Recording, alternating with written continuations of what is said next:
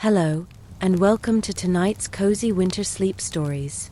Take a moment to settle in comfortably, adjust your pillows, pull your blankets up around you, and let your body sink into your bed. Tonight, we're escaping to snowy mountain cabins where the wind howls gently outside, but inside, all is warm and peaceful. These are stories of unexpected shelter, of finding comfort in the storm, and of those magical moments when being snowed in becomes a gift rather than an inconvenience. Let the soft patter of snow against windows and the crackle of fireplaces carry you into sleep. Close your eyes, breathe deeply, and let's begin our first story. The Baker's Refuge. Emma had been driving for 3 hours through winding mountain roads when the first snowflakes began to fall. She was on her way to her grandmother's old cottage, hoping to spend the weekend going through family recipes and maybe doing some baking in the kitchen where she'd learned to make cookies as a child. Her grandmother had passed away 6 months ago, leaving behind a house full of memories and recipe cards written in careful script. The drive from Denver had been peaceful at first, with golden autumn aspens lining the highway and crystal-clear mountain air filling her lungs every time she stopped for gas. Emma had rolled down the windows despite the chill, wanting to breathe in the scent of pine and fallen leaves that reminded her so powerfully of childhood visits to these mountains. But now the snow was falling faster, and her small Honda was struggling on the increasingly slippery roads. The radio had been crackling with static for the past hour, occasionally breaking through with fragments of weather warnings. Emma caught words like unexpected storm system and moving in faster than predicted before the signal dissolved entirely into white noise. She squinted through the windshield, her wipers working overtime to clear the accumulating snow. The familiar landmarks she'd been watching for, the old red barn, the creek bridge, the hand-painted sign advertising fresh eggs, were becoming harder to spot in the swirling white. Emma's hands gripped the steering wheel tighter as she felt her tires slip slightly on a curve. That's when she saw the sign, barely visible through the snow, Mountain View Bakery, fresh bread daily, since 1978. The building was a converted log cabin that seemed to glow with warmth from within. Every window was lit with golden light that spilled out onto the snow-covered porch, and Emma could see frost patterns forming delicate designs on the glass. Smoke rose steadily from a stone chimney, promising heat and shelter from the storm. Emma pulled into the small parking area, her tires crunching on snow that was already several inches deep. Her car slid slightly as she parked, reminding her just how treacherous the roads had become. As she sat for a moment, gathering her courage to venture out into the storm, she watched the snow continue to fall in thick, lazy flakes that caught the bakery's lights and sparkled like glitter before settling on the growing drifts. The wind had picked up, creating small whirlwinds of snow that danced across the parking lot. Emma pulled her coat tighter around her shoulders and hurried toward the entrance, her boots sinking into snow that was deeper than she'd expected. The cold air bit at her cheeks and made her eyes water, but the promise of warmth ahead kept her moving forward. The door chimed softly as she entered, a gentle brass bell that announced her arrival with a sound like distant sleigh bells. Emma was immediately enveloped by the most wonderful aromas she'd ever encountered: fresh bread still warm from the oven, cinnamon rolls with their sweet glaze still bubbling, something chocolatey baking in the back that made her mouth water instantly. The air was warm and humid from baking, creating a cozy microclimate that felt like stepping into a hug. Behind the curved glass display case stood an elderly man with flour-dusted hands and kind eyes behind wire-rimmed glasses that had fogged slightly from the heat of the ovens. His apron bore the stains of honest work: flour, a smudge of chocolate, a streak of what might have been raspberry jam. His silver hair was slightly mussed, as if he'd been running his hands through it while concentrating on his baking. "Storm caught you too, did it?" he said with a gentle smile that crinkled the corners of his eyes. His voice carried the warmth of someone who had spent decades greeting customers and making them feel welcome. "I'm Robert Henley. Looks like we might be here a while. The road down the mountain gets dangerous fast in weather like this." He gestured toward a cozy seating area that looked like it had been furnished by someone who valued comfort over fashion. 3 mismatched armchairs surrounded a small fireplace where real logs crackled cheerfully behind a wrought iron screen. The chairs were covered in different fabrics, one in faded floral chintz, another in warm brown corduroy, the third in a tapestry pattern that depicted mountain scenes. A braided rug in shades of cream and blue covered the wooden floor, and small tables held books, magazines, and ceramic mugs that suggested this was a place where people lingered. "Make yourself comfortable," Robert continued, wiping his hands on his apron. "I'll put on some tea. Have you eaten?" "I've got soup simmering in the back, and there's fresh bread that just came out of the oven 20 minutes ago." Emma settled into the floral chair, which proved to be even more comfortable than it looked. The cushions seemed to embrace her, and she realized just how tense she'd been during the drive. Through the frost-covered windows, she watched her car gradually disappear under a blanket of white. The parking lot was transforming into a smooth, undulating landscape that bore no resemblance to the paved surface she'd driven across just minutes ago. But somehow, she felt no anxiety about being stranded. There was something about this place that felt like a sanctuary, a refuge that existed outside the normal flow of time and worry. The fire popped and hissed gently, creating a rhythm that seemed to slow her heartbeat and ease the tension from her shoulders. Robert returned with a tray that looked like something from a Norman Rockwell painting. 2 ceramic mugs steamed with what smelled like chamomile tea sweetened with honey, and a plate held fresh scones that were still warm from the oven. The scones had a perfect golden crust and were studded with what looked like dried cranberries and chopped walnuts. "My late wife's recipe," he said, settling into the brown corduroy chair with a soft grunt of satisfaction. "She always said that being snowed in was just the world's way of telling you to slow down and enjoy life's simple pleasures. Margaret had a way of finding the silver lining in any situation." Emma bit into one of the scones and closed her eyes with pleasure. The exterior was perfectly crisp while the interior remained tender and flaky, with a delicate sweetness that didn't overpower the complex flavors of the fruit and nuts. The butter had been worked into the dough with expert hands, creating layers that melted on her tongue. "This is incredible," she said, meaning it completely. "I've been trying to recreate my grandmother's scones for years, but I've never gotten them quite right."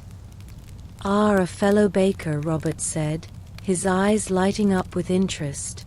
"What's your grandmother's secret ingredient? Everyone's got one, you know." Margaret's was a tablespoon of sour cream in the dough, said it made them more tender than regular cream or milk. As they talked, Emma found herself relaxing in a way she hadn't in months. Robert had the gift of being genuinely interested in what others had to say, asking questions that showed he was really listening rather than just waiting for his turn to speak. He wanted to know about her grandmother's recipes, about her own baking experiments, about what had brought her to the mountains on this particular weekend. Outside, the snow continued to fall in thick, hypnotic curtains that caught the light from the bakery windows and created a world that seemed separate from all normal concerns. The wind had picked up enough to create gentle drifts against the building, and Emma could hear it whistling softly around the corners of the cabin, but the sound was more musical than menacing. "I've been running this place for 43 years, Robert said, his voice taking on the cadence of someone settling in for a long story. "Margaret and I, we started it when we were just kids, really. 22 and 24, barely knowing anything about business, but full of dreams and determination. We'd saved up $3,000 working other jobs, and we thought that would be enough to open a bakery." He chuckled at the memory, shaking his head at their younger selves' optimism. "We didn't know about permits and inspections and all the regulations. Didn't know how much flour costs when you're buying it by the hundreds of pounds, or how much you have to sell just to break even. We learned everything the hard way, making mistakes and figuring out solutions as we went. Emma found herself drawn into Robert's gentle storytelling as the afternoon wore on and the storm continued outside. He told her about the early days when they'd worked 18-hour days to get the bakery established, sleeping on a mattress in the back room because they couldn't afford both rent for the business and rent for an apartment. Margaret was the real baker, he continued, his hands moving expressively as he spoke. I just learned by watching her work what seemed like magic with flour and yeast and butter. She had these hands that could tell the temperature of water just by touching it, could tell if dough had been kneaded enough just by the way it felt.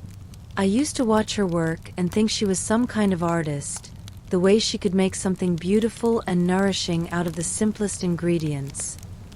The afternoon light began to fade earlier than usual, blocked by the thick storm clouds that continued to release their burden of snow. Robert got up periodically to check on things in the kitchen, and each time he returned, he brought something new, a bowl of hearty vegetable soup that smelled like comfort itself, slices of bread with butter that had been churned by a neighbor who kept goats, cookies warm from the oven that filled the air with the scent of vanilla and brown butter. There's something about baking, Robert said, settling back into his chair with a cup of soup, that connects you to generations of people who've done the same work. Every time I knead dough, I think about all the hands that have done this same motion, in kitchens and bakeries all over the world, for thousands of years. He paused to take a spoonful of soup, and Emma noticed how deliberately he ate, savoring each bite rather than rushing through the meal. There was something deeply peaceful about the way he approached even this simple act, as if eating soup by firelight while snow fell outside was worthy of complete attention. My wife used to say that baking was like prayer, he continued. Not in a religious sense necessarily, though Margaret was a woman of faith, but in the way it requires you to be fully present, to pay attention to what your hands are doing, to trust in processes that have been tested by time. You can't rush good bread. You can't force dough to rise faster than it wants to. You have to learn patience and trust, and the kind of attention that comes from really caring about the outcome. As evening approached and the snow showed no signs of stopping, Emma found herself helping Robert prepare for the next day's baking. It seemed the most natural thing in the world to wash her hands at the deep sink in the back and tie on one of the extra aprons hanging from wooden pegs on the wall.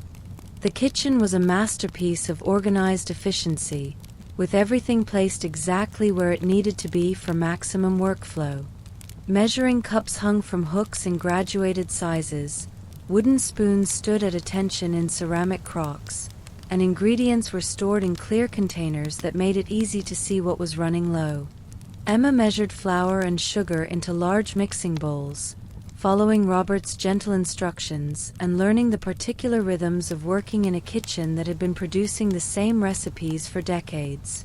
There was something deeply satisfying about the precise measurements, the careful attention to detail, the way each ingredient played its part in creating something greater than the sum of its parts.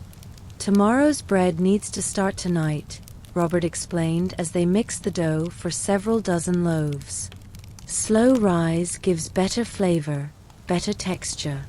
Most commercial bakeries rush everything now, use chemical shortcuts to speed up the process. But time is what makes bread truly nourishing, not just for the body but for the soul. Emma found herself falling into the meditative rhythm of kneading, her hands working the dough while her mind grew quiet and still. The repetitive motion was soothing in a way she hadn't expected, and she understood what Robert meant about baking being like prayer. There was something about working with her hands, creating something useful and beautiful, that felt deeply right. They worked side by side as darkness fell outside and the snow continued its relentless accumulation. Robert told her more stories, about regular customers who had become like family, about the changing seasons and how they affected the baking, about the satisfaction of feeding people and bringing a little sweetness into their lives. Mrs. Anderson comes in every Tuesday for a loaf of whole wheat and a half dozen of whatever cookies are fresh, he said, shaping loaves with practiced efficiency. Been doing it for 28 years now. Never misses a Tuesday unless she's visiting her grandchildren in California. She's 91 years old and still drives herself here in that old blue Buick. Then there's Tommy Rodriguez. He's about 12 now, but he's been coming in since he could barely see over the counter. His allowance goes straight to cinnamon rolls. His mother tries to get him to choose something healthier, but I always slip an extra one in the bag when she's not looking.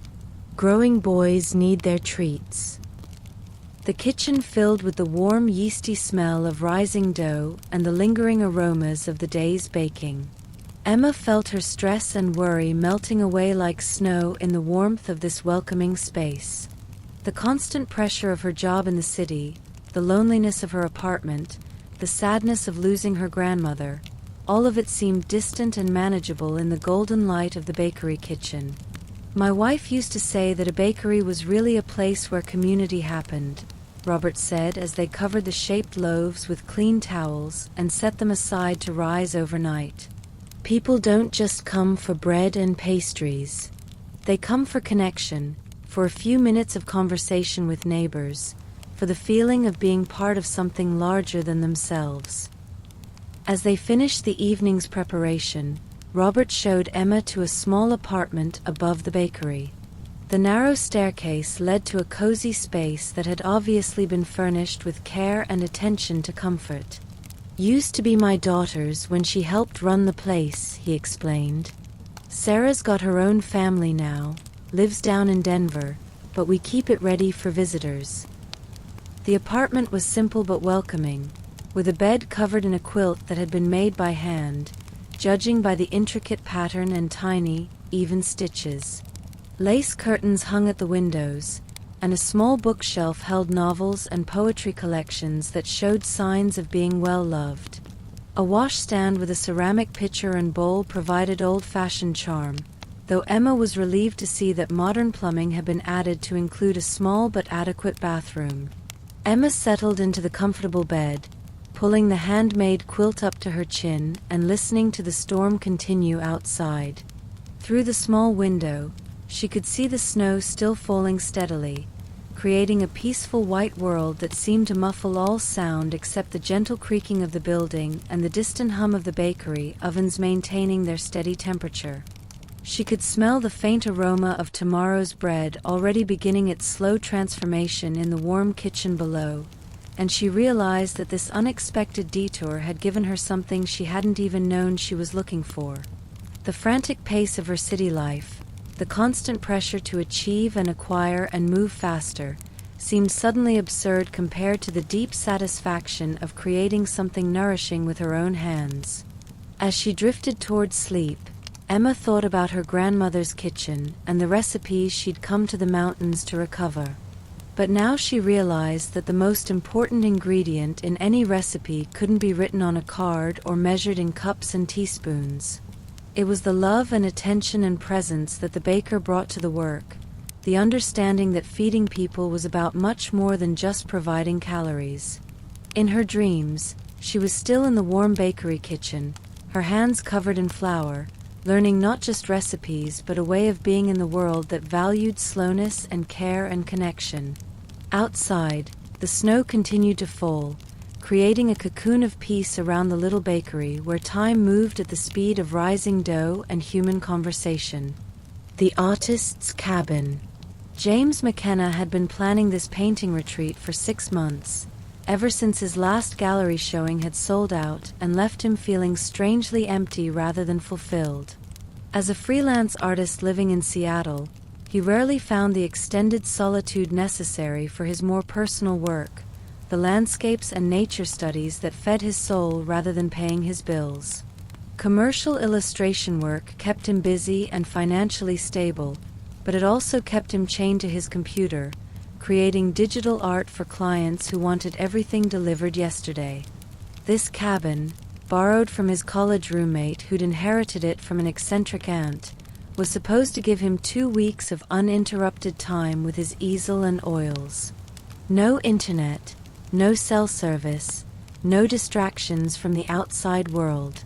Just James and his paints and whatever inspiration the mountain wilderness might provide. The drive up from Seattle had taken him through increasingly wild and beautiful country. He'd stopped frequently to sketch roadside views, old barns weathered to silver gray, fields of late autumn grass golden in the slanted light, creeks running clear and cold over granite boulders. His car was loaded with art supplies, easels and canvases, tubes of oil paint in every color he might need, brushes ranging from tiny detail work to broad palette knives, and enough wooden panels to last for weeks of intensive painting.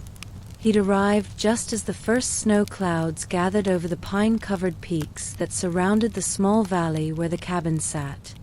The structure was perfect for his needs, rustic but comfortable, with large windows facing east toward the mountain vista and a stone fireplace that would provide both warmth and the kind of atmospheric lighting that made everything look painterly. The cabin sat on a small rise overlooking a meadow that stretched for perhaps half a mile before giving way to dense forest. Aspens with golden leaves created a bright band of color between the dark pines above and the brown grass of the meadow below. A small creek wandered through the scene, its progress marked by the line of willows and cottonwoods that followed its meandering course. James unpacked his art supplies with the satisfaction of a craftsman arranging his tools. He set up his primary easel by the large front window, positioning it to catch the best light throughout the day. A smaller easel went near the fireplace for evening work by lamplight. He arranged his paints on a wooden palette that had been his constant companion for 15 years, each color in its traditional position so he could find them by muscle memory. The first evening, he did nothing but look. He sat in a comfortable chair with a sketch pad on his lap and simply observed how the light changed as the sun moved across the sky.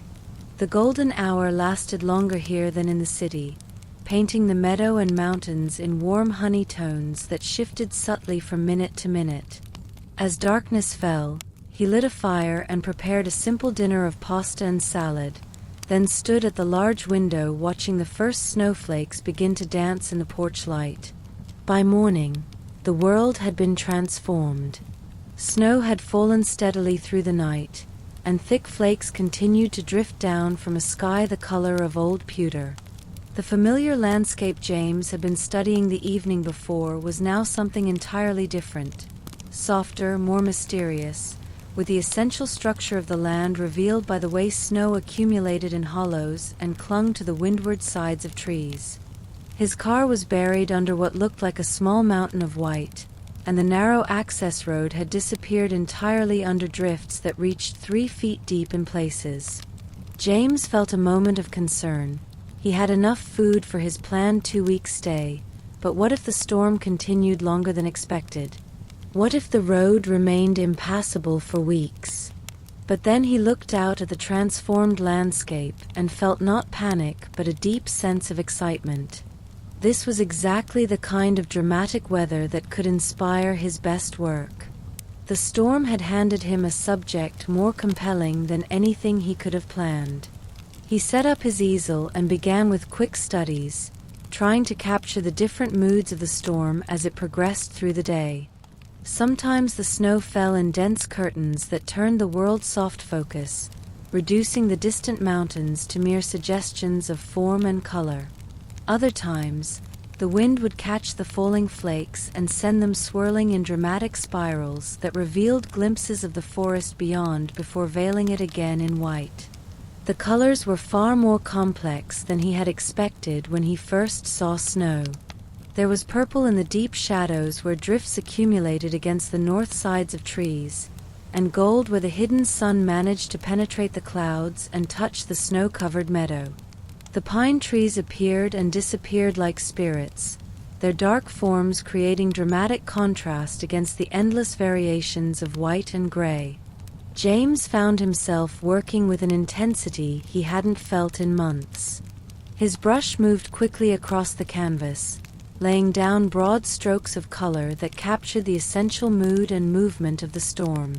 He wasn't trying to create detailed, realistic paintings, but rather impressions of light and weather and the way landscape could express pure emotion.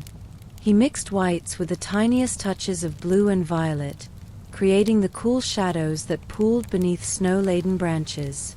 For the warmer areas where hidden sunlight touched the snow, he added hints of yellow and pink, capturing the way winter light could make even cold snow seem to glow with inner warmth. The work was physically demanding in a way that digital art never was. His whole body was involved, the sweep of his arm as he made broad strokes, the precise control of his fingers for detail work, the constant mixing and remixing of colors on his palette. By evening, his back ached and his hands were stained with paint, but he felt more alive and engaged than he had in years. When he needed breaks, James would add wood to the fire and make hot chocolate from supplies he'd brought from the city. He'd stand at the window watching the storm continue its transformation of the landscape, seeing new paintings in every shift of light and weather. The cabin stayed perfectly warm and cozy, creating a cocoon of comfort from which he could observe and interpret the wild beauty outside. The rhythm of painting became meditative. Mix the colors, apply them to canvas, step back to evaluate, then move forward again. The storm provided a constantly changing subject, ensuring that no two paintings would be the same even if he focused on the exact same view. James found himself working faster than usual, trying to capture moments of particular beauty before they shifted into something else entirely. On the second day of the storm, James began a series of smaller paintings, each one focusing on a specific aspect of the winter landscape. Early morning studies when everything was blue and silver, with long shadows stretching across the snow and the air so clear it seemed to ring like crystal. Midday paintings when the hidden sun created a pearl-like luminescence that seemed to emanate from within the snow itself. Evening works when the light grew golden and warm, transforming the cold white snow into surfaces that glowed with pink and orange and lavender. Each painting was a meditation on light and weather and the way natural forces could create beauty that no human artist could improve upon. James wasn't trying to compete with nature, but rather to interpret it, to find the human meaning in the grand spectacle outside his windows. He cooked simple meals on the cabin's wood-burning stove, enjoying the process of preparing food without rushing for once in his adult life. Eggs scrambled slowly over low heat, their texture becoming creamy and perfect. Bread toasted in a cast-iron pan until it developed a golden crust that couldn't be achieved in any electric toaster. Soup heated in a heavy pot that distributed warmth evenly and allowed flavors to develop gradually. Even eating became more mindful when there was nowhere to go and nothing to do but pay attention to the present moment. James found himself tasting his food in a way he rarely did in the city, where meals were usually consumed while checking emails or scrolling through social media. In the evenings, he would read by firelight, selecting books from the cabin's eclectic library that included everything from poetry to natural history to novels about people finding meaning in wild places. But often he found himself simply sitting and watching the flames dance in the fireplace, hypnotized by the constantly changing patterns of light and shadow. The storm created its own soundtrack that became the background music for his work. Wind in the pines produced a sound like distant ocean waves, sometimes gentle and soothing, sometimes building to dramatic crescendos that made the cabin walls vibrate slightly. Snow tapping against the windows created delicate percussion, and occasionally he would hear the crack of a tree branch giving way under the weight of accumulated snow. He slept deeply in the cabin's loft bedroom, wrapped in thick quilts that smelled faintly of cedar and lavender. His dreams were filled with colors, endless variations of white and blue and gray, swirling and shifting like the storm outside. Sometimes he would wake in the middle of the night and lie listening to the wind, feeling profoundly grateful to be warm and safe while witnessing such raw natural power. By the third day, when the storm finally began to ease, James looked at what he had accomplished and could hardly believe his own productivity. He had completed 8 substantial paintings and dozens of smaller studies, more work than he usually finished in 2 months of his regular routine. But more than the quantity, he was amazed by the quality. These paintings captured something he had been reaching for in his work for years, a sense of being fully present in a moment of natural beauty, of finding the eternal in the temporary. The paintings weren't just visual records of the storm, but emotional responses to it. Looking at them, James could almost hear the wind and feel the cold air on his cheeks. They conveyed not just what the storm looked like, but what it felt like to be surrounded by such elemental power, while remaining safe and warm inside human shelter. When the sun finally broke through the clouds on the 4th day, the landscape was revealed in all its transformed glory. The storm had deposited nearly 4 feet of snow, sculpting the familiar meadow and forest into something that belonged in a fairy tale. Every tree branch was outlined in white, every fence post wore a perfect cap of snow, and the meadow had become a rolling sea of pristine white that sparkled like diamonds in the brilliant sunshine. James painted this too, the sudden drama of sunshine on fresh snow, the way the light was almost too bright to look at directly, the sharp shadows that gave definition to forms that had been soft and mysterious during the storm. These post-storm paintings had a different energy from the storm series, more celebratory and filled with the joy of survival and renewal. When the snowplow finally cleared the road and he could theoretically leave, James found himself reluctant to return to the city. The cabin had given him not just subject matter for his paintings, but a new understanding of his relationship to his work and to the natural world. He realized that his best art came not from struggling to create something original, but from opening himself completely to whatever beauty was already present and waiting to be noticed. He stayed an extra week, painting the way light and weather continued to transform the snow-covered landscape.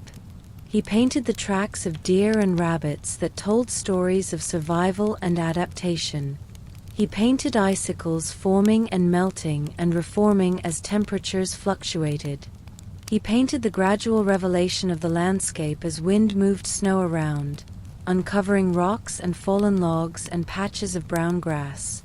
When he finally packed his paintings and prepared to leave, James knew that something fundamental had shifted in his approach to art and life. The storm had trapped him physically but had liberated him creatively, stripping away all the distractions and complications of modern life and leaving only the essential elements: an artist, his materials, and the inexhaustible beauty of the natural world. Back in Seattle, he hung the storm paintings in his studio and found that they transformed the urban space, bringing a sense of peace and wildness into his city environment. Whenever he looked at them, he could remember the feeling of being snowed in, of having nowhere to go and nothing to do but pay attention to the beauty that surrounded him. The paintings became not just artworks but portals back to that state of complete presence and creative flow. The Storm series would eventually become his most successful exhibition, but more importantly, it marked the beginning of a new phase in his artistic career. He began planning regular retreats to wild places, understanding now that his best work required not just technical skill, but the kind of deep attention that could only come from slowing down enough to really see the world around him. The Writer's Retreat. Sarah Chun had rented the mountain cabin specifically to finish her novel, a literary mystery she'd been struggling with for 2 years. After months of staring at the same half-completed manuscript in her cramped San Francisco apartment, she decided that what she needed was complete isolation from the distractions of city life. No internet, no phone, no friends dropping by with well-meaning advice about her writer's block. The novel was supposed to be her breakthrough work, the book that would establish her as a serious literary author rather than just someone who wrote articles for lifestyle magazines to pay the rent. She'd quit her staff job at a glossy women's publication 6 months ago, burning through her savings while she tried to finish the book that would justify the risk she'd taken with her career. The drive up from San Francisco had taken her through increasingly wild and beautiful country, but Sarah had been too anxious about her writing to really appreciate the scenery. Her car was loaded with supplies for a week of intensive work: her laptop, backup hard drives, notebooks, pens, reference books, and enough coffee to keep her caffeinated through long writing sessions. She'd also brought printed copies of everything she'd written so far, 300 pages that represented 2 years of work but still felt incomplete and unsatisfying. The cabin was perfect for her needs, remote enough to ensure no interruptions, simple enough to avoid distractions, and comfortable enough for a week of focused work. A large desk by the window would give her natural light and a view of the mountains to inspire her when she got stuck. The main room had a stone fireplace for atmosphere and a kitchen stocked with basic supplies so she wouldn't have to think about meals. Sarah unpacked methodically, setting up her workspace with the precision of someone who had developed specific rituals around her writing process. Laptop positioned just so, notebooks and pens arranged within easy reach, reference materials organized on nearby shelves. She plugged in her phone charger out of habit, then remembered there was no cell service anyway. The isolation she'd craved was now complete. But as evening approached on her first day, the snow began to fall. At first, it was just a light dusting that made the mountain landscape look like something from a Christmas card. Sarah made herself a simple dinner and tried to write, opening her laptop and staring at the cursor blinking on the screen where she'd left off months ago. The words wouldn't come. They hadn't been coming for weeks now, and the change of scenery didn't seem to be helping. She read through what she'd already written, making small edits and revisions but not adding anything new or substantial. The story felt stuck in the same place she was stuck, circling around the same problems without finding a way forward. She went to bed frustrated, listening to the wind picking up outside and snow beginning to tap more insistently against the windows. In her dreams, she was chasing words that kept dissolving before she could catch them, sentences that unraveled as soon as she tried to pin them down on paper. She woke to a world completely transformed by the storm. Snow had fallen all night and was still coming down in thick, heavy flakes that reduced visibility to just a few yards beyond the cabin windows. Her car was completely buried, and the narrow access road had vanished under several feet of snow. The phone line was dead, and her laptop showed no internet connection. She was as cut off from the outside world as it was possible to be in the modern age. At first, Sarah felt the familiar panic that came with any disruption to her plans. What if she couldn't get out? What if she ran out of food or the power went out? What if this enforced isolation made her writer's block even worse? She had been counting on this week to break through whatever was blocking her creativity, and now she was trapped with no way to escape if the writing continued to go badly. But as she made coffee and stood at the window watching the snow continue to fall, something began to shift inside her. For the first time in months, her mind felt completely quiet. There were no emails to check, no social media to scroll through, no errands to run or appointments to keep. There was literally nothing she could do except be present in this moment, in this place, with this story that had been eluding her for so long. She lit a fire in the stone fireplace and settled at her desk with a cup of tea. Instead of opening her laptop immediately, she picked up a notebook and pen. Something about the prospect of handwritten words felt more connected to the peaceful silence surrounding her, more organic and less mechanical than typing on a keyboard. She began to write, not continuing the novel she'd been struggling with, but something entirely new, a story about a woman trapped in a snowstorm who discovers that being stuck can sometimes be the same thing as being free. The words flowed onto the page more easily than they had in months, her pen moving steadily across the paper as if it had a mind of its own. The woman in her story was a journalist from the city who had rented a mountain cabin to work on a book, just as Sarah had. But when the storm traps her, she begins to realize that her writer's block hasn't been about lack of inspiration, but about too much noise, too many distractions, too many competing demands on her attention. As Sarah wrote, she began to understand that she was writing about herself, working through her own creative struggles by giving them to a fictional character. The act of creation felt different when done by hand, more immediate and personal than typing on a screen. She could see her thoughts taking physical form on the page, and there was something satisfying about the scratching sound of pen on paper that typing had never provided. She wrote for hours, stopping only to add wood to the fire or make another cup of tea. The storm outside created the perfect cocoon of solitude, and she found herself writing not just one story but the beginning of several, each one emerging from the deep well of creativity that the silence had somehow unlocked. When she needed breaks, Sarah would stand at the window and watch the snow continue to transform the landscape outside. Every tree, every fence post, every familiar landmark became something magical and new under its white covering. The world was being rewritten by the storm, just as her stories were being rewritten by this unexpected solitude. On the second day of being snowed in, Sarah made a decision that surprised her. She closed her laptop without even looking at the novel she'd come here to finish and committed entirely to writing by hand.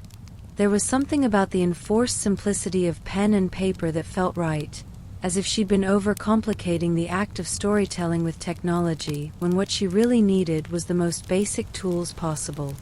She began a collection of interconnected stories about people finding unexpected gifts in life's interruptions. The characters seemed to write themselves, each one discovering something valuable in moments of being forced to stop and simply exist. There was the businessman whose flight was cancelled during a blizzard, who ended up spending Christmas with strangers in an airport hotel and realized he'd been living his life all wrong, prioritizing work over human connection. There was the mother whose car broke down on a remote country road during a snowstorm, who was helped by a farming family and remembered what real community felt like after years of suburban isolation. The artist who got lost in a foreign city during an unexpected weather event and discovered that being lost was just another word for being open to adventure and new perspectives. Each story flowed naturally into the next, connected by the theme of interruption as gift, of inconvenience as opportunity for growth and self-discovery.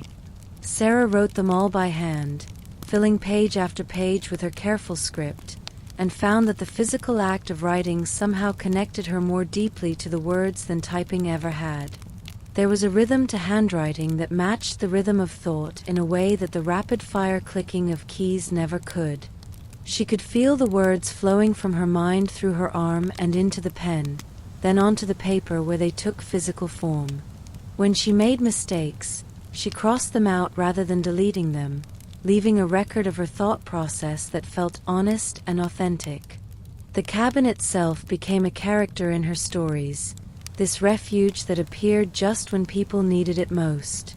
She wrote about the way firelight danced on wooden walls, about the comfort of being warm and safe while storms raged outside, about the profound peace that came from having nowhere to go and nothing to do but be present in the moment. She cooked simple meals on the cabin's wood-burning stove, finding that even the act of preparing food became more mindful when done without rushing. Eggs scrambled slowly became perfect and creamy. Bread toasted over the open flame developed a complex flavor that electric appliances couldn't match. Soup simmered gently while she wrote, filling the cabin with aromas that triggered memories and emotions that found their way into her stories. The work felt different from anything she'd written before. Instead of struggling to construct plots and develop characters according to the formulas she'd learned in writing workshops, she found herself simply following the stories wherever they wanted to go. The characters felt real to her in a way that surprised her, as if she were discovering their lives rather than inventing them. On the third day, Sarah discovered something that changed everything. While exploring the cabin more thoroughly, she found a box of journals left by previous visitors, each one filled with stories and observations about finding peace in unexpected places.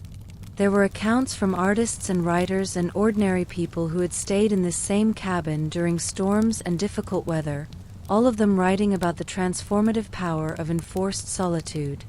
Reading these journals, Sarah realized that she had stumbled into something larger than her own creative struggle. This cabin had been a refuge for many people over the years, a place where the usual distractions fell away and people could reconnect with what really mattered to them. She wasn't the first writer to find inspiration in these walls, and she wouldn't be the last. Inspired by this discovery, she began writing her own account of the experience, documenting not just the stories she was creating but the process of creation itself. She wrote about how the silence had initially felt threatening but gradually became nourishing, about how being trapped had led to feeling more free than she'd felt in years, about how slowing down had actually made her more productive than all her frantic efforts in the city. The writing flowed more easily than it ever had before. Sarah filled notebook after notebook, her hand cramping occasionally, but her mind clearer than it had been in years. She wasn't writing to meet a deadline or satisfy an editor or prove anything to anyone. She was writing simply because the stories wanted to be told, and she had finally learned how to listen to them. When the storm finally began to ease on the fourth day, Sarah looked at what she had accomplished and felt a deep sense of satisfaction that had nothing to do with publication or recognition. She had written more than 100 pages of her best work, stories that felt alive and true in a way her writing hadn't for years. But more than that, she had rediscovered the joy of creation, the pure pleasure of words appearing on paper. The novel she'd come to finish seemed less important now, or rather, she understood why it had been giving her so much trouble. She'd been trying to write it for the wrong reasons, to prove something rather than to explore something. The stories she'd written during the storm came from a different place, from genuine curiosity about human nature and the ways people find meaning in unexpected circumstances. As she prepared to leave, Sarah made copies of several pages from her notebooks and added them to the box of journals left by previous visitors. She wanted to contribute to the ongoing record of transformation that this place inspired, to leave something for the next person who might arrive here struggling with their own creative challenges. The drive back to San Francisco felt different from the drive up. Sarah found herself noticing details of the landscape that had escaped her attention on the way to the cabin. The way afternoon light fell across snow-covered fields, the patterns of bare tree branches against the sky, the way small towns looked cozy and inviting rather than isolated and boring. Back in her apartment, she transcribed the handwritten stories onto her computer, but she kept the original notebooks as well. There was something about seeing her thoughts in her own handwriting that felt more real than digital text, more connected to the person she was becoming through this work. The stories would eventually become her first published collection, and years later, she would still credit that unexpected snowstorm with saving her career and reminding her why she had become a writer in the first place. The novel she'd struggled with for 2 years was eventually finished too, but it became a different book entirely, informed by the insights she'd gained during those 4 days of enforced solitude. More importantly, the experience taught her to trust the process of creation rather than trying to control it. She learned to see obstacles as opportunities, interruptions as invitations to explore new directions. The storm had trapped her physically but had liberated her creatively, and she carried that lesson with her in all her future work. The Grandmother's Secret. When Lisa Martinez inherited her grandmother's mountain cabin, she had decidedly mixed feelings about keeping it. The small log structure was undeniably charming, with its stone chimney and wide front porch, but it was also incredibly remote, accessible only by a winding dirt road that seemed to lead nowhere and required four-wheel drive during the best of conditions. The nearest town was 40 minutes away, and the nearest neighbor was half a mile through dense pine forest. Lisa was a busy marketing executive in Denver, accustomed to the conveniences of city life: reliable internet, food delivery, immediate access to medical care and other services. What would she do with a cabin that had no cell service, spotty electricity, and a wood-burning stove as the primary source of heat? It seemed like more of a burden than a gift, despite the sentimental value it held from her childhood. But her grandmother's will had been very specific. The cabin was to go to Lisa, along with all its contents, with a request that she spend at least one full weekend there before making any decisions about its future. Elena Martinez had been a woman of strong opinions and unwavering determination, and even in death, she was making sure her wishes were respected. So Lisa had arranged to take a long weekend in late November, planning to go through her grandmother's belongings and say goodbye to a place that held so many childhood memories before putting it on the market. She loaded her car with garbage bags and storage boxes, prepared to sort through decades of accumulated possessions and decide what was worth keeping and what could be donated or discarded. The drive from Denver took her through increasingly wild and beautiful country, but Lisa was too preoccupied with the task ahead to fully appreciate the scenery. She'd made this drive many times as a child, usually in the back seat of her parents' car during summer vacations, but always as a passenger. Driving it herself as an adult, she was struck by how remote the cabin truly was, how far from everything familiar and convenient. She arrived on a Friday afternoon in late November, when the air was crisp with the promise of winter and the aspens had already lost their golden leaves. The cabin looked smaller than she remembered from childhood visits, more weathered and rustic than the fairy tale cottage of her memories.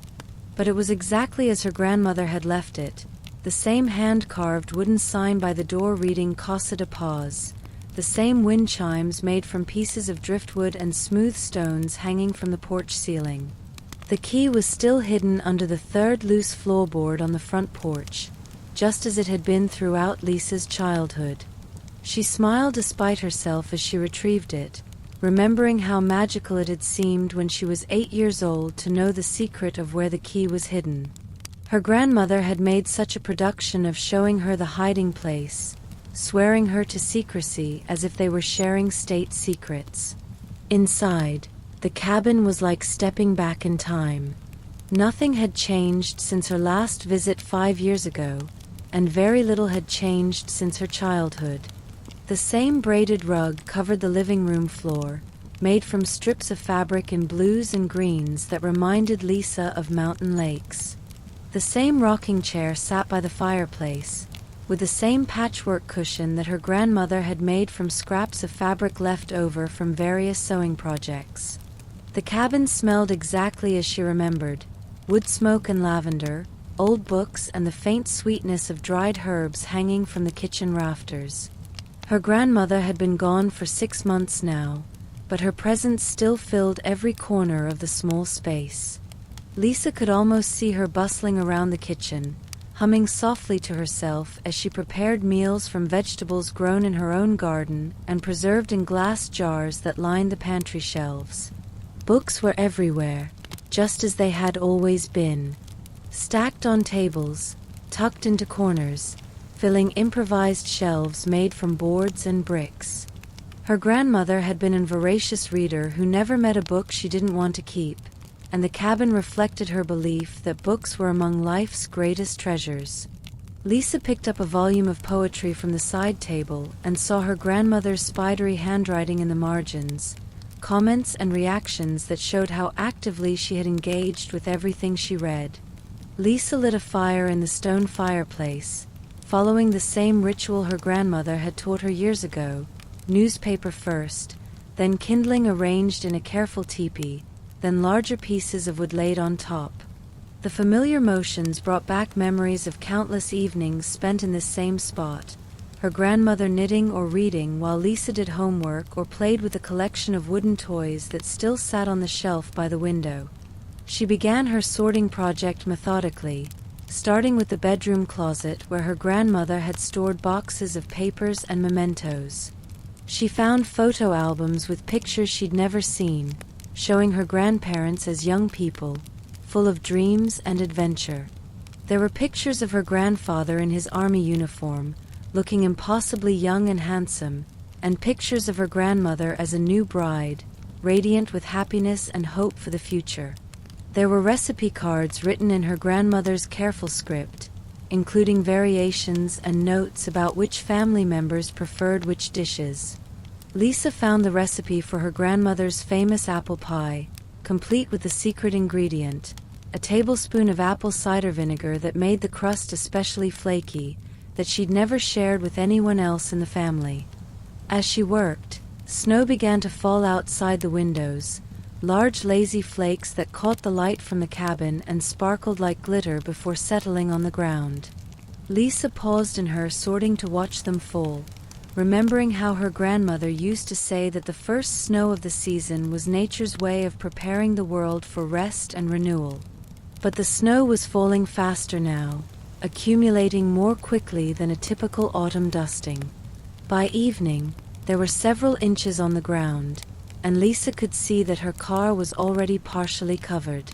The weather forecast had mentioned possible light snow, but this looked like something more substantial. She found bundles of letters tied with ribbons, and curiosity overcame her sense of privacy.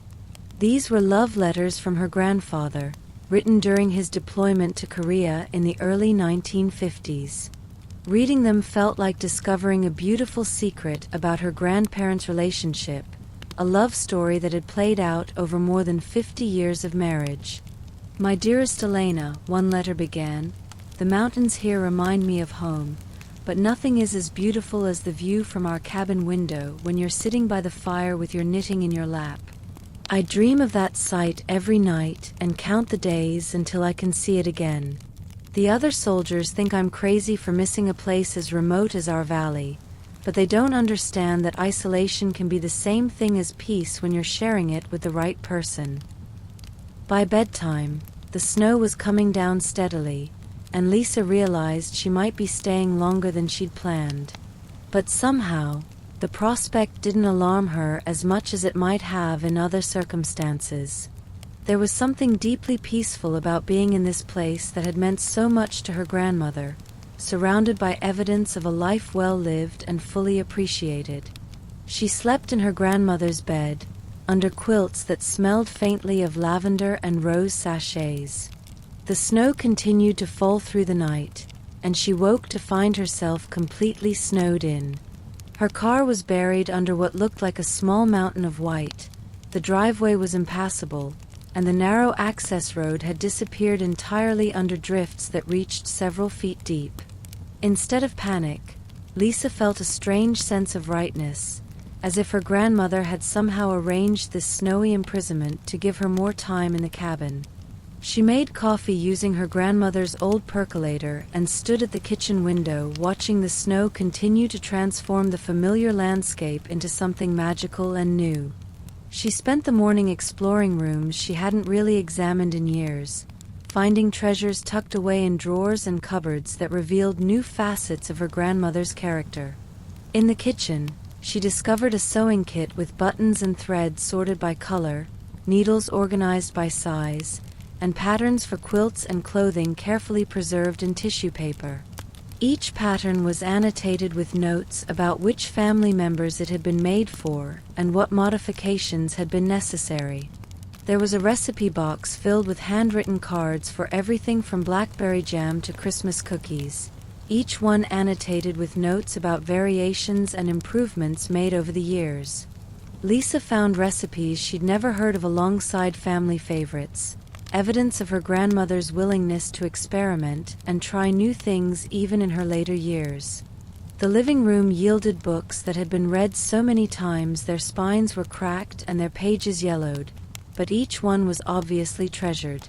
Lisa found her grandmother's reading glasses tucked between the pages of a poetry collection, marking a verse about finding joy in simple things and beauty in unexpected places. But it was in the afternoon that Lisa made the discovery that changed everything. While examining what she had assumed was a solid wall in the bedroom, she noticed that one of the wooden panels seemed slightly different from the others. When she pressed on it, it gave way to reveal a hidden compartment containing a small writing desk.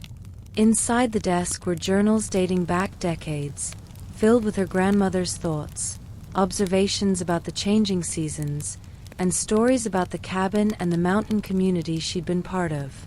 The handwriting evolved over the years, from the bold strokes of youth to the more careful script of old age, but the voice remained constant, thoughtful, observant, and deeply appreciative of life's simple pleasures.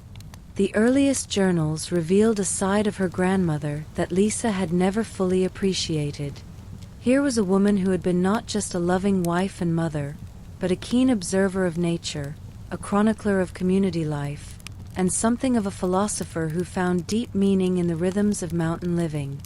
March 15, 1962, one early entry read, "The first crocuses are pushing through the snow by the front steps. Every year I'm amazed by their determination, their faith that spring will come even when winter seems endless. There's a lesson there about hope that I try to remember during the difficult times. Robert says I read too much into natural phenomena, but I think he's wrong. Nature is constantly teaching us, if we're willing to pay attention." Lisa spent hours reading, learning things about her grandmother she'd never known or appreciated. How she'd helped deliver babies when roads were too snowy for the doctor to get through, using skills learned from her own mother and grandmother. How she'd organized food drives during particularly harsh winters, making sure no family in the valley went hungry or felt forgotten by the outside world. How she'd written poetry about the mountains and kept careful logs of which birds returned each spring and when the wildflowers bloomed. How she'd corresponded with botanists and naturalists, contributing observations about climate and ecosystem changes that were used in scientific studies. The journals revealed that the cabin wasn't just a retreat from the world. It had been the heart of a caring community, a place where neighbors came for advice, comfort, and practical help. Her grandmother had been not just a resident, but a kind of informal guardian of this mountain valley, someone who understood that isolation didn't have to mean loneliness if you opened your heart to those around you.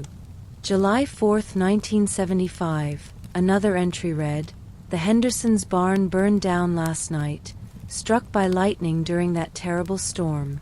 By morning, half the valley was here with tools and lumber, and we had the frame up by evening. Nobody asked what they could do to help. They just showed up and started working. This is what community really means, not the artificial neighborhoods in the city where people live next to each other for years without knowing each other's names."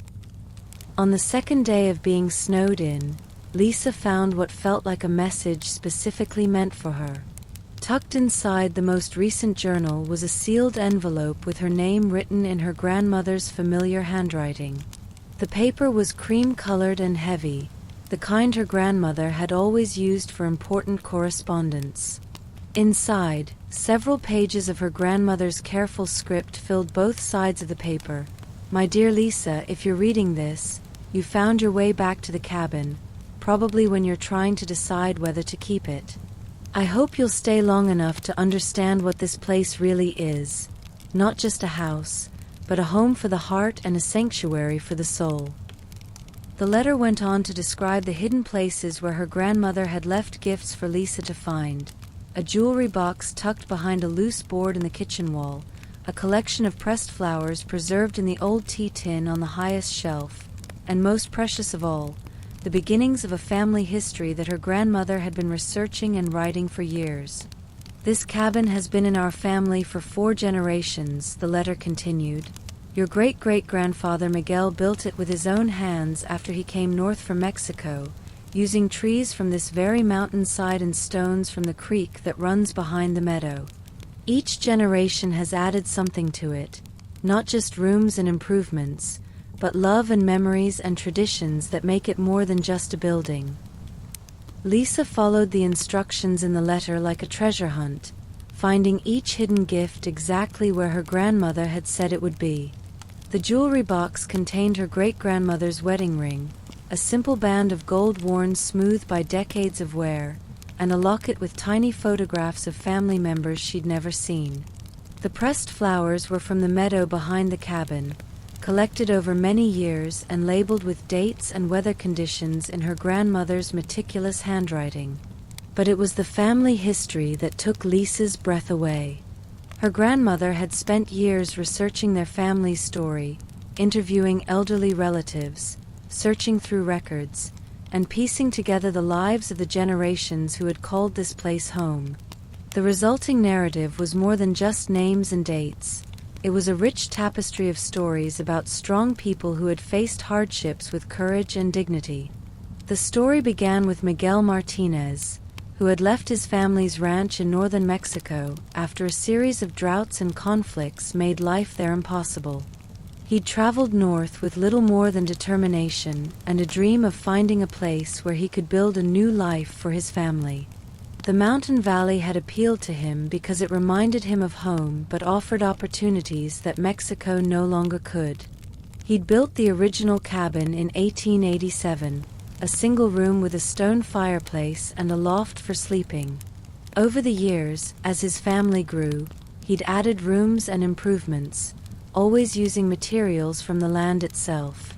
His wife Maria had started the garden that still flourished behind the cabin, planting vegetables and herbs that connected them to their cultural heritage while adapting to their new environment.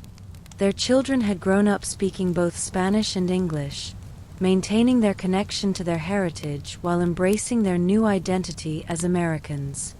Each generation had added their own chapter to the family story: sons who served in various wars, daughters who became teachers and nurses and community leaders, all of them maintaining their connection to this mountain refuge that represented their roots and values. Your grandmother Isabel was a midwife, one section of the family history revealed, and she delivered more than 40 babies in this valley over the course of 30 years. She learned the skills from her own mother and passed them down to me, though I never had occasion to use them as much as she did.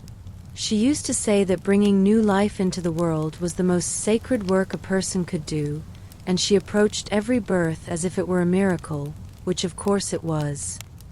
As Lisa read her grandmother's words by firelight while snow continued to fall outside, she began to understand that she couldn't possibly sell this place. It wasn't just a cabin, it was a repository of family history, a link to generations of people who had found strength and meaning in these mountains, who had created community and beauty and lasting traditions even in the most remote places. The story her grandmother had written chronicled not just individual lives, but a way of living that valued connection to place, attention to the cycles of nature, and care for neighbors and community. It was a record of people who understood that true wealth wasn't measured in money or possessions, but in relationships and roots and the kind of peace that came from living in harmony with the natural world. The cabin will teach you what you need to know, her grandmother's letter concluded, if you're willing to listen. Pay attention to the way the light changes on the mountains throughout the day. Notice how the seasons shape the rhythm of life here. Watch how the birds and animals adapt to changing conditions. Learn from the garden what it means to plant seeds with faith in future harvests. This place has wisdom to offer, but only to those who slow down enough to receive it. The modern world will try to convince you that isolation is loneliness and that silence is empty space that needs to be filled with noise and activity. But I hope you'll discover what I learned here, that solitude can be sacred and that silence is not empty but full of possibilities. When the storm finally ended and the snowplow cleared the road 3 days later, Lisa felt as though she'd been given a gift rather than suffering an inconvenience. She drove back to Denver only long enough to arrange a leave of absence from her job and pack enough belongings to last through the winter. She had decided not just to keep the cabin but to live in it, at least temporarily, to learn what her grandmother had been trying to teach her about finding meaning in simple things. That first winter taught her more about herself and what truly mattered than years of city living ever had. She learned to read the weather by watching cloud formations over the peaks, to find joy in daily tasks like splitting wood and tending the fire, to see each day as a gift rather than just another item to check off an endless list of obligations. She began writing her own entries in the family journal, adding her chapter to the ongoing story of people who had chosen this place as home. And slowly, she began to understand why her grandmother had been so insistent that the cabin stay in the family, not because it was valuable in any monetary sense, but because it represented something precious that the modern world was in danger of losing entirely. And so our snowy evening of stories comes to a close.